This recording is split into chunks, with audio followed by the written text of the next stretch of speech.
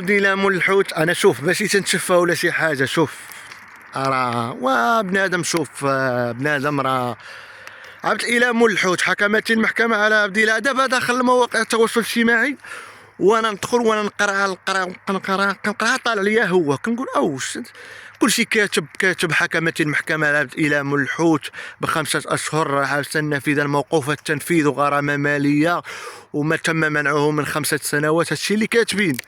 حنا ماشي نقول لك انا الاخبار، بعض المصادر موثوقه لا حتى بعض الصحافه اللي متبعينهم تيجيبوا اخبار موثوقه. هادشي اللي لايحين.